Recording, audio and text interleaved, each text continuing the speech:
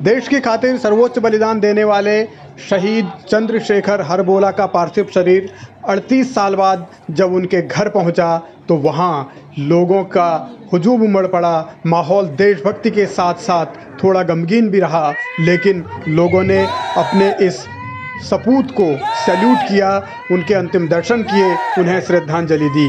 बड़ी संख्या में लोग हल्द्वानी में पहुंचे थे। शहीद चंद्रशेखर हरबोला 38 साल पहले सियाचिन में शहीद हुए थे और उनके साथी सहयोगी आज उन पर गर्व कर रहे हैं। नायब सूबेदार मोहन सिंह साहब की ही टीम को रिइंफोर्समेंट करने के लिए एक ऑफिसर 16 जवान यानी लेफ्टिनेंट PS पुंडीर साहब और 16 जवान जिसमें लांस नायक चंद्रशेखर हरबोला शामिल थे, ये लोग उस पहाड़ी के ऊपर कब्जा करने के लिए चले।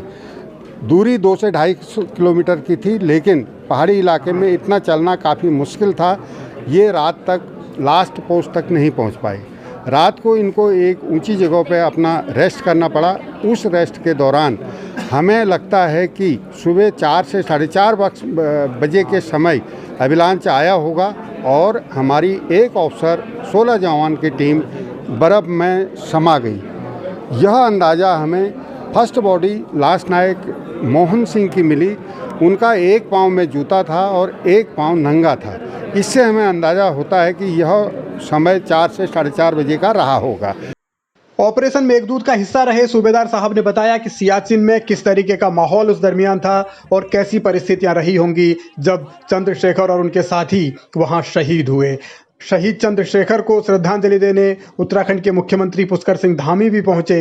तमाम बड़े बड़े नेता उत्तराखंड के आए। यशपाल आर्य ने भी इस वीर जांबाज के अंतिम दर्शन किए और ये उनका सामान है शहीद चंद्रप्रकाश हरबोला का, जो 38 साल बाद भी महफूज है। और महज 28 साल के थे चंद्रशेखर हरबोला जब वो शहीद हुए देश की खातिर, और आज अब जब उनका पार्थिव शरीर पहुंचा इतने साल बाद तो परिजनों में थोड़ा सा गम भी था और उनमें ज़्यादा संतोष देखने को मिला, क्योंकि उन्होंने अपने इस सदस्य के, देश के इस वीर के अंतिम दर्शन किए और अब परिजन कुछ मांग भी कर। हम सरकार से रखना चाहते हैं कि ये जो सड़क है और जो हमारा पैतृक गांव है, वहाँ पे जो सड़क का नाम हमारे ताऊजी के नाम पे रखा जाए।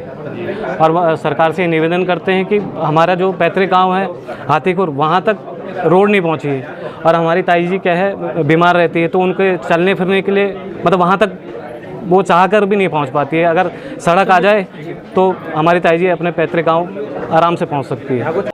परिजनों की मांग पूरी करने की जिम्मेदारी सरकार की है। सरकार क्या करेगी ये सरकार को ही देखना भी है, फैसला भी करना है। लेकिन इतना जरूर है कि शहीद चंद्रशेखर हरबोला उत्तराखंड की आन बान और शान हैं और हमेशा अमर रहेंगे।